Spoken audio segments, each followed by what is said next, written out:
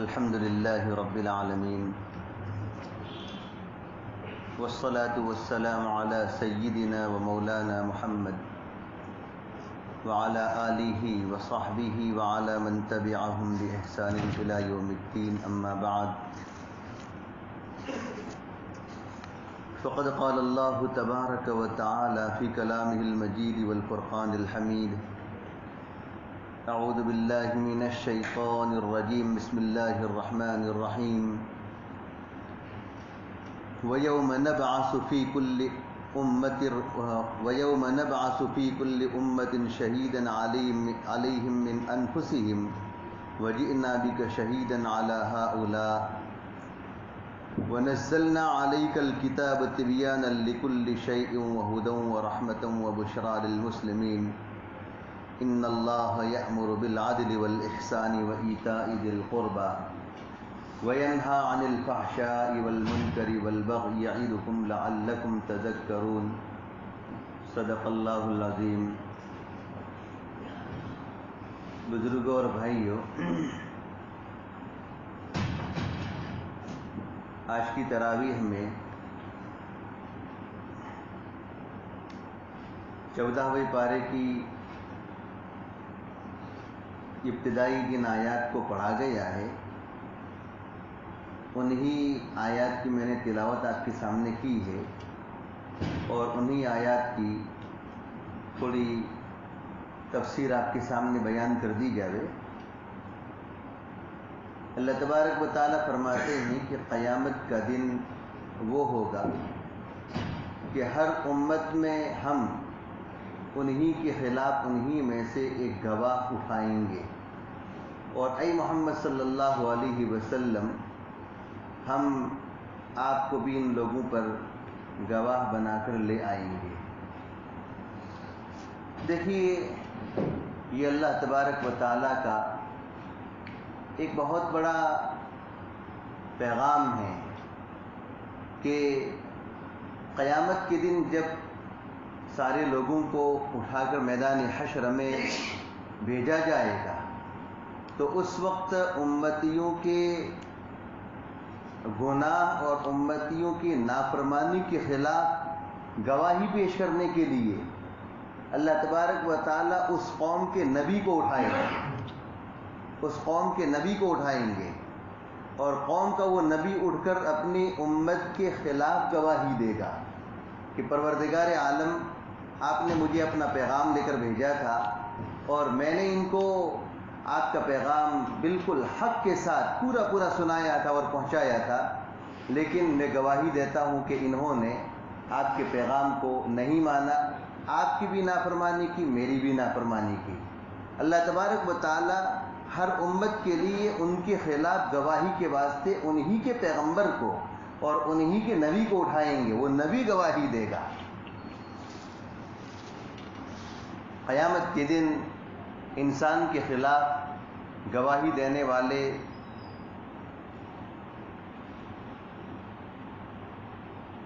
ایک تو انبیاء کا طبقہ ہوگا۔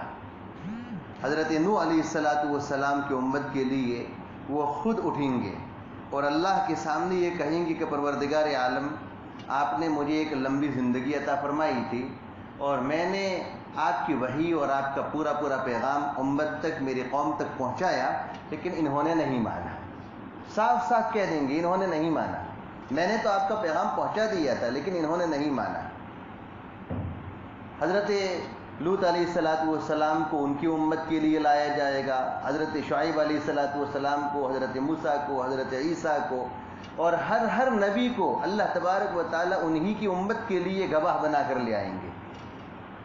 تو میں عرض کر رہا تھا کہ امت کے خلاف سب سے پہلے گواہ کے طور پر اللہ تبارک و تعالیٰ اس امت کے نبی کو پیش کریں گے، نبی گواہی دے گا۔ اور قرآن مجید کی آیات سے اور احادیث سے معلوم ہوتا ہے کہ انسان کے خلاف گواہی دینے کے واسطے چند اوروں کو بھی پیش کیا جائے گا۔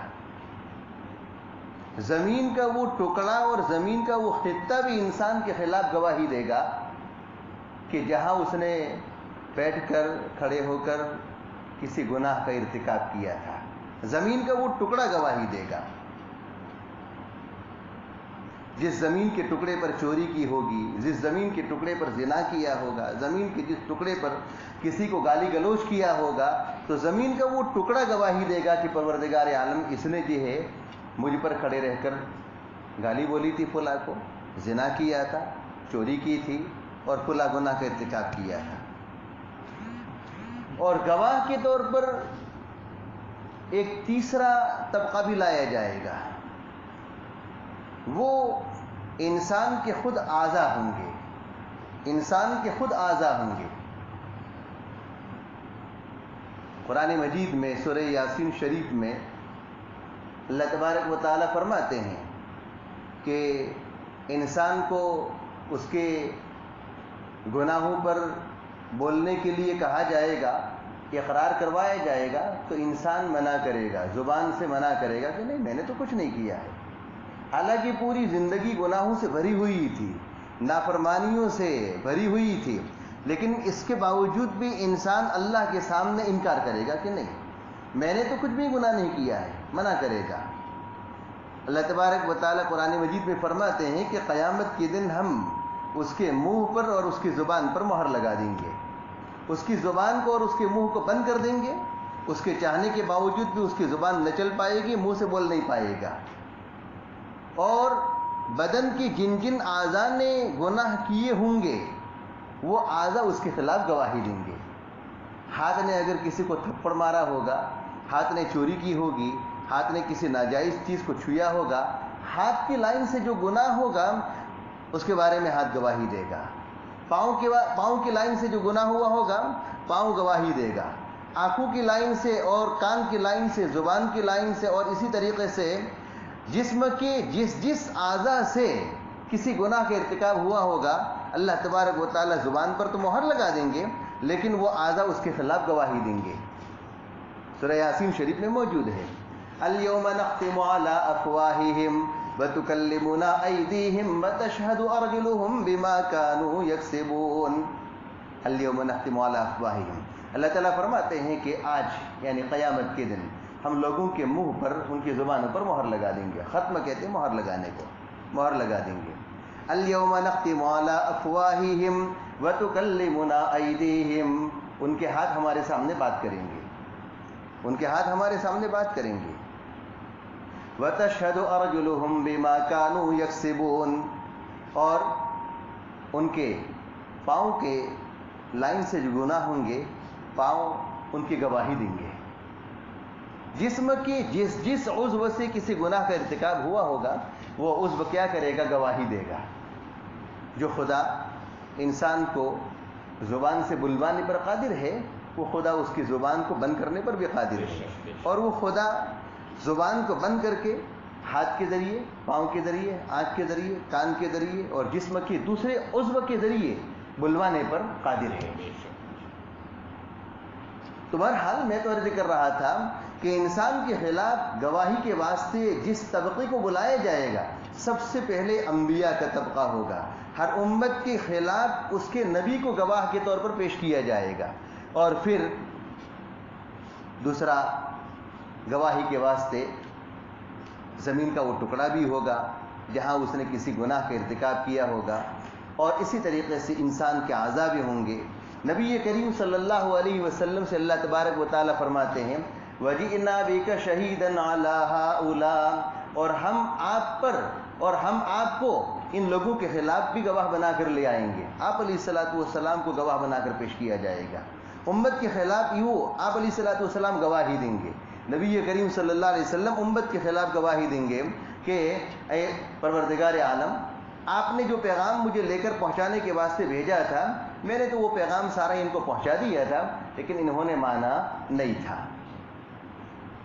وَنَزَّلْنَا عَلَيْكَ الْكِتَابَ تِبْيَانًا لِكُلِّ شَيْءٍ وَهُدًى وَرَحْمَةً وَبُشْرَىٰ لِلْمُسْلِمِينَ، اور ہم نے آپ پر کتاب کو اتارا اس حال میں کہ وہ واضح کرنے والی ہے اور کھول کھول کر بیان کرنے والی ہے ہر چیز کو، ہر چیز کا بیان، ہر چیز کی وضاحت قرآن مجید کے اندر موجود ہے، ہر چیز کی وضاحت قرآن مجید کے اندر موجود ہے، اور انسانوں کے واسطے ہدایت بھی ہے اور رحمت بھی ہے اور مسلمانوں کے واسطے باعث بشارت بھی ہے. یہ قرآن مجید کی سمجھے بارے میں اللہ تبارک و تعالیٰ نے تھوڑا سا کلام کر دیا. اور اس کے بعد آگے جو میں نے آیت کریمہ پڑھی ہے جہاں سے ہمارے امام صاحب نے آج شروع کیا تھا، یہ آیت کریمہ جمعہ کے اور عیدین کے خطبوں کے اخیر میں ہم سنتے ہیں.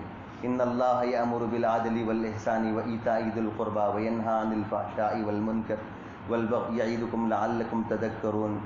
یہ آیت کریمہ جی کیا ہے، ہم جمعہ کے اور عیدین کے خطبوں میں ہم سنتے ہیں. بالکل اخیر میں جی امام صاحب پڑھتے ہیں، خطیب صاحب پڑھتے ہیں.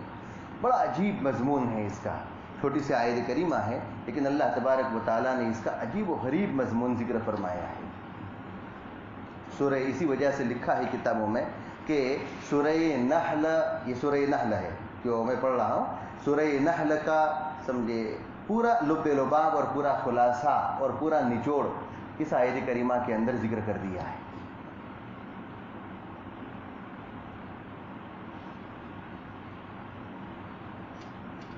تفسیر کی کتابوں میں ایک واقعہ لکھا ہے کہ ایک شخص تھے اقسم ابن صیفی.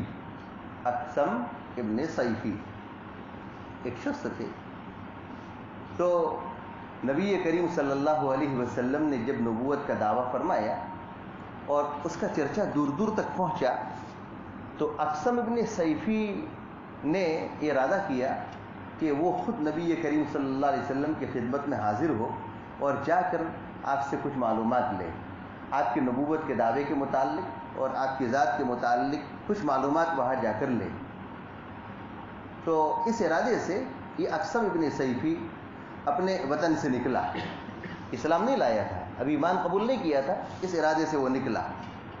ابھی وہ نکلا، اس نے ارادہ کیا لیکن اس کی قوم نے اس کو روک دیا اور کہا یہ کہ تم تو قوم کے سردار ہو اور قوم کے آگیوان ہو، تمہارے لیے جانا مناسب نہیں ہے. آپ اپنی طرف سے 2 آدمیوں کو بھیج دو اور وہ وہاں جا کر مدینہ منورہ جا کر محمد صلی اللہ علیہ وسلم سے کچھ معلومات لے کر آ گئے. چنانچہ مشورے کے مطابق یہی بات طے ہوئی. اقسم ابن صیفی کو قوم نے روک لیا اور 2 آدمیوں کو تیار کیا اور وہ تیار ہو کر پھر مدینہ منورہ نبی کریم صلی اللہ علیہ وسلم کی خدمت میں پہنچے. آپ علیہ الصلوۃ والسلام کے پاس پہنچ کر انہوں نے 2 سوال کیے، مختصر 2 سوال کیے کہ من انت وما انت. یہ عربی زبان کے جملے ہیں. من انت آپ کون ہیں اور ما انت آپ کیا ہے. آپ کون ہیں اور آپ کیا ہے. پہلے سوال کے جواب میں کہ من انت آپ کون ہیں، اس سوال کے جواب میں نبی کریم صلی اللہ علیہ وسلم نے فرمایا کہ میں محمد ابن عبداللہ ہوں، میرا نام محمد ہے اور میرے والد کا نام کیا ہے، عبداللہ ہے، بس. اور ما انت آپ کیا ہے، تو اس کے جواب میں فرمایا کہ میں اللہ کا بندہ ہوں، اس کا پیغمبر ہوں، اس کا رسول ہوں. اس نے مجھے امت کی ہدایت کے واسطے بھیجا ہے اور میں اللہ کا پیغام اور اللہ کا جو ہے سمجھے دیا ہوا حکم امت تک پہنچاتا ہوں. تو بس یہ تعارف کروایا. تعارف کروانے کے بعد پھر نبی کریم صلی اللہ علیہ وسلم نے اس آیت کریمہ کی تلاوت کی. ان اللہ یأمرکم، ان اللہ یأمر بالعدل والإحسان وإیتاء ذی القربى وینہی عن الفحشاء والمنکر والبغی یعظکم لعلکم تذکرون. اس آیت کریمہ کی تلاوت فرمائی تو وہ لوگ سمجھ گئے اس کا مضمون کیا ہے، اس کا مفہوم اور اس کا مطلب کیا ہے، سمجھ گئے. نبی کریم صلی اللہ علیہ وسلم سے انہوں نے دوبارہ درخواست کی اور یہ کہا کہ محمد جس آیت کریمہ کی آپ نے تلاوت کی ہے ذرا دوبارہ پڑھو. آپ علیہ الصلوۃ والسلام نے اس کو دوبارہ پڑھا، 3 مرتبہ پڑھا، کئی مرتبہ پڑھا، یہاں تک کہ آپ کی پڑھنے کی وجہ سے یہ آیت ان کو یاد ہو گئی، وہ 2 شخصوں کو یاد ہو گئی. اور پھر وہ یاد کر کے ادھر اقسم ابن صیفی کے پاس وطن واپس لوٹے. وطن واپس آ کر انہوں نے اس آیت کریمہ کو وہ اقسم ابن صیفی کو سنایا. کہا کہ ہم نے تو وہاں جا کر 2 سوال کیے تھے، ایک تو من انت کہ آپ کون ہیں اور ما انت آپ کیا ہے. چنانچہ من انت کے جواب میں کہ آپ کون ہیں، اس کے جواب میں انہوں نے بس کہا کہ میرا نام محمد ہے اور والد کا نام عبداللہ ہے. ہمارا گمان تو یہ تھا کہ ایک لمبا چوڑا اپنا نسب اور اپنی پیڑھی ذکر کریں گے، لیکن انہوں نے کچھ بھی نہیں کیا. یہ تو صرف اپنا نام اور باپ کا نام بتا دیا. اور ما انت اس کے جواب میں ہم نے چاہا تھا کہ شاید اپنی تعریف بیان کریں گے، یہ کریں گے، وہ کریں گے، لیکن انہوں نے کہا کہ میں تو اللہ کا بندہ ہوں اور اللہ کا جو پیغمبر ہوں، رسول ہوں۔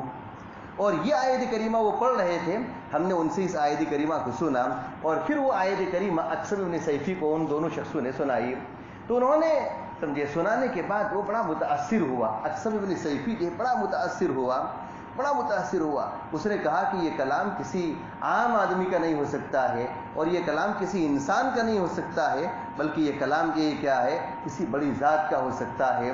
اور وہ جس نے نبوت کا دعویٰ کیا ہے، وہ یعنی نبی کریم صلی اللہ علیہ وسلم، وہ شخص کہ جس نے نبوت کا دعویٰ کیا ہے، یقیناً وہ اپنے دعوے میں مجھے سچا ہی لگتا ہے۔ چنانچہ یہی آیت کریمہ اکثر بن سیفی کے ایمان لانے کا ذریعہ بن گئی تھی۔ کیا حکم دیا ہے؟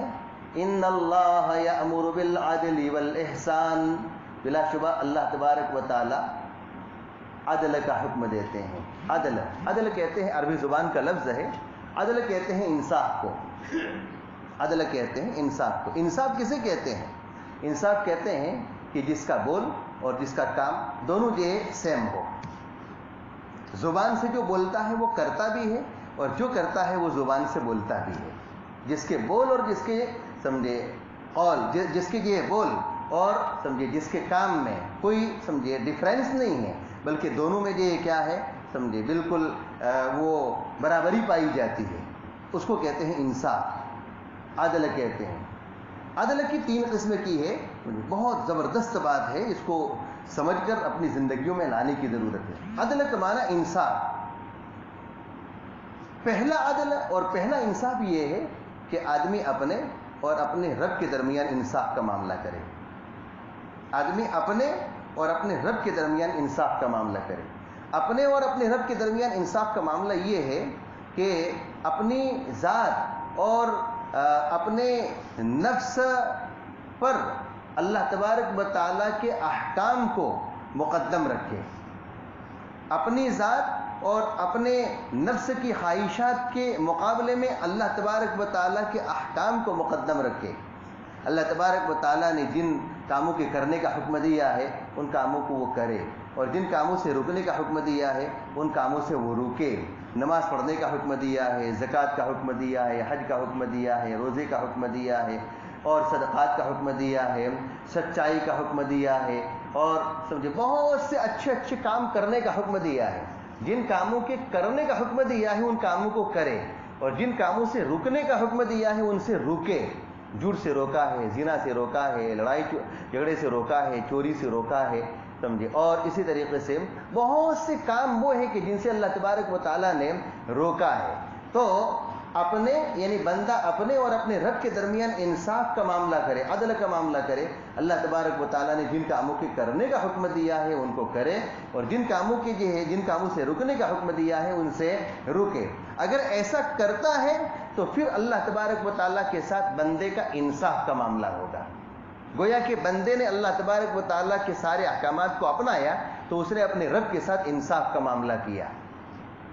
آج اگر ہم دنیا میں کسی کے ساتھ ناانصافی کا معاملہ کریں، آج ہم اگر دنیا میں کسی کے ساتھ ناانصافی کا معاملہ کریں اور اس کے اوپر ظلم کرے تو وہ سامنے والا آگ بگولا ہو جاتا ہے، سامنے والا جو بفر جاتا ہے، اور سامنے والا بدلہ لینے اور انتقام لینے کے لیے تیار ہو جاتا ہے کہ تم نے مجھ پر ظلم کیا ہے اور میرے ساتھ ناانصافی کی ہے۔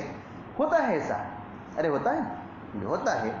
کسی ماسٹر صاحب نے اور کسی جو ٹیچر نے یا کسی نے جو ہے کسی بچے کے پیپر میں مارکس کم دے دیے، حالانکہ اس نے لکھا تھا پورا، تو بچہ گھر آ کر کے جب رزلٹ آئے گا تو وہ شکایت کرے گا کہ میں نے پورا لکھا ہے لیکن ماسٹر نے میرے ساتھ کیا کہ ناانصافی کی ہے۔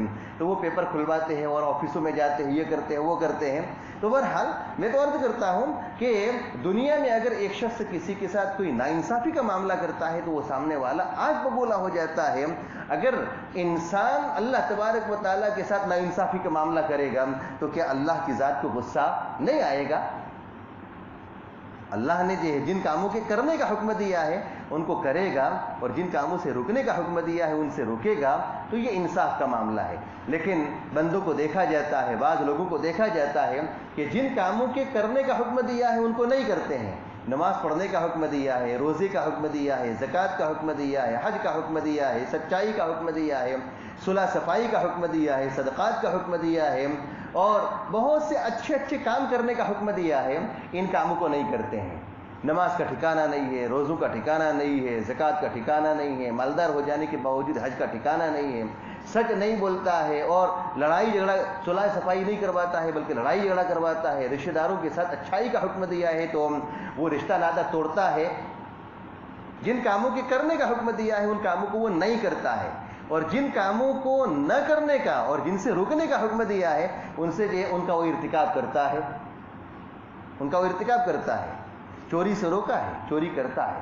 مرکزی سوسائٹی میں دیکھو، سنا ہوگا آپ نے، مرکزی سوسائٹی میں ابھی جو سمجھے 3 چوریاں سمجھے مسلسل ہوئی مرکزی سوسائٹی میں، لو اتنی بڑی سوسائٹی میں۔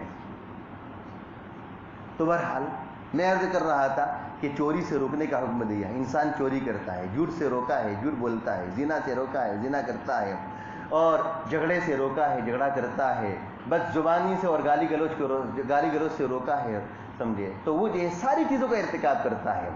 جب اللہ تبارک و تعالیٰ کے ساتھ بندے کا معاملہ انصاف کا نہیں ہوگا تو اللہ کی ذات کیا ہوگی؟ ناراض ہو جائے گی، اللہ کی ذات ناراض ہو جائے گی۔ اس لیے عدل کا اور انصاف کا پہلا مرحلہ یہ ہے کہ آدمی اپنے اور اپنے رب کے درمیان انصاف کا معاملہ کرے، جن کاموں کے کرنے کا حکم دیا ہے ان کو بجا لائے اور جن سے رکنے کا حکم دیا ہے ان سے رکے۔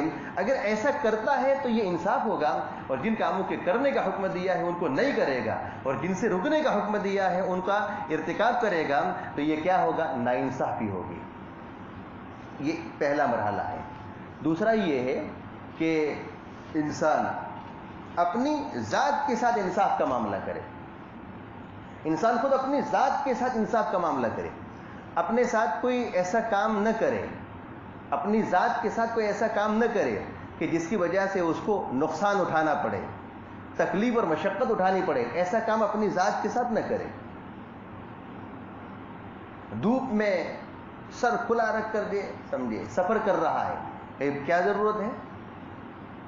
سخت سردی ہے، سخت سردی ہے، تو سردی کے موسم میں اگر وہ گرم پانی سے وضو کرتا ہے اور اس کے لیے سویٹر اور قصیدہ اور موزے وغیرہ، مفلر وغیرہ اور ٹوپی وغیرہ کا سمجھے اہتمام کرتا ہے، پہنتا ہے، اور اسی طریقے سے بیمار ہوا ہے، بخار ہے، سردی ہے، دوائی وغیرہ لیتا ہے، تو یہ اپنی ذات کے ساتھ انصاف ہے، اپنی ذات کے ساتھ انصاف ہے۔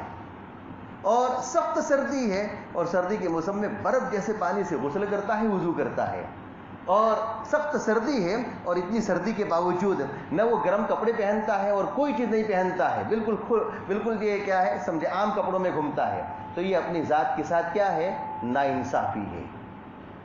اللہ کے ساتھ انصاف کا معاملہ، اپنی ذات کے ساتھ انصاف کا معاملہ دو، اور تیسرا یہ ہے کہ لوگوں کا آپس میں ایک دوسرے کے ساتھ انصاف کا معاملہ کرے، لوگوں کے ساتھ ہمدردی، رواداری اور بھائی چارگی، ان کے ساتھ یہ اچھائی کا برتاؤ لوگوں کے ساتھ۔ آج ہم دیکھتے ہیں کہ بہت سے لوگ تو وہ ہوتے ہیں کہ جو اس کو اپناتے ہیں، لیکن کچھ لوگوں کے بارے میں سنا جاتا ہے کہ ان کا جھگڑا اپنے پڑوسیوں کے ساتھ ہوتا ہے، محلے والوں کے ساتھ ہوتا ہے، سوسائٹی والوں کے ساتھ ہوتا ہے، رکشہ چلانے والے ہوتے ہیں تو رکشہ چلانے والے ایک دوسرے کے ساتھ بھی لڑتے ہیں کہ میرے پیسنجر تو لے گیا۔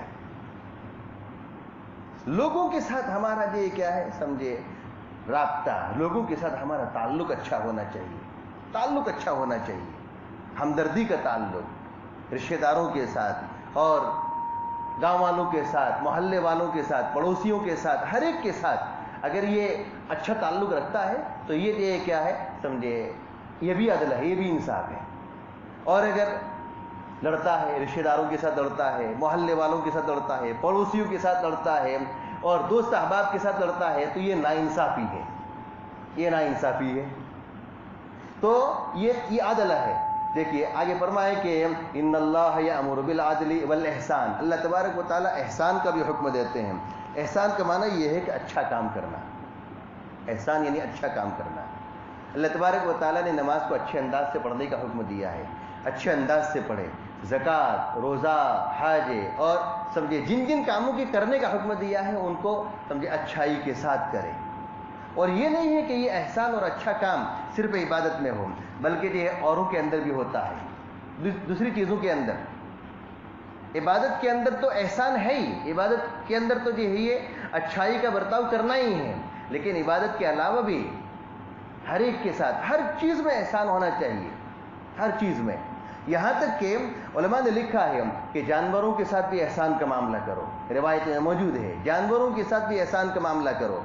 किसी जानवर को तुम निशाना न बनाओ और किसी जानवर को तुम मिंबर न बनाओ। जानवर के ऊपर सवार करके जाते हैं, घोड़े के ऊपर सवारी, गधे के ऊपर पहले सवारियाँ करते थे, ऊँटों पर सवारी करते थे। तो अगर रास्ते में कोई दोस्त मिल गया तो बात करने के लिए, जैसे एक सामने से बाइक लेकर आ रहा है, इधर से बाइक लेकर आ रहा है और दोनों के आमने सामने खड़े हो गए और बात कर रहे हैं रास्ता रोक कर। वाह भाई वाह, रास्ता रोक कर बात कर रहे हैं और कहते हैं कि भाई रास्ते से हटकर तो बात करो, तो कहते हैं कि होश है, ऊपर से सामने हो जाते हैं। ये एहसान नहीं है, ये जो रास्ते को रोका है तुमने, ये एहसान नहीं है। तो जानवरों के ऊपर पहले सवारियां करते थे, घोड़ों पर और खच्चरों पर, गधों पर और ऊँटों पर सवारी करते थे। अल्लाह के रसूल ने फरमाया कि इनके साथ भी एहसान करो। अगर सामने जो है तुम्हारे किसी दोस्त से बात करने की नौबत आई है तो तुम बात सवारी के जानवर पर जो है बैठे बैठे मत करो, बल्कि सवारी के जानवर से नीचे उतर जाओ। अल्लाह के रसूल ने फरमाया कि सवारी के जानवरों को मिंबर मत बनाओ, सवारी के जानवरों को मिंबर मत बनाओ। मिंबर के ऊपर तो बिठा जाता है, लेकिन सवारी के जानवर के ऊपर तुम बैठ कर क्या करो, किसी के साथ खड़े खड़े नीचे बात करो, जानवर को तकलीफ होगी। जानवर के साथ भी एहसान। यहां तक कि जानवर ज़िबाह करो तो ज़िबाह करते वक्त भी उसके साथ एहसान का मामला यह है कि छुरी अच्छी तरीके से तेज कर लो और तेज करने के बाद जो है उसके गर्दन पर चला होता कि वो अच्छी तरीके से उस जानवर को ज़िबाह करे। और कुंद छुरी और बोथी छुरी के जरिए अगर ज़िबाह करेगा तो जानवर ज़िबाह तो होगा, लेकिन तड़प तड़प कर उसकी रूह निकलेगी। हर चीज़ के साथ एहसान, अच्छाई का बर्ताव, अच्छा मामला। फरमाया कि इन्नल्लाह यअमुरु बिल अदल वल इहसान व ईताइ दिल कुर्बा, और रिश्तेदारों को देने, अगर साहिब हैसियत है, अच्छी हैसियत का मालिक है तो रिश्तेदारों को ये कुछ देना चाहिए। और बुराई, बेहयाई और समझे ये ज़िना वगैरह से अल्लाह तबारक व तआला तुमको रोकते हैं। यईदुकुम लअल्लकुम तज़क्करून, अल्लाह तबारक व तआला तुमको इन बातों की नसीहत फरमाते हैं ताकि तुम नसीहत हासिल करो। अल्लाह तबारक व तआला समझने की और अमल करने की तौफीक अता फरमाए। व आखिरु दावाना अनिल हम्दुलिल्लाहि रब्बिल आलमीन।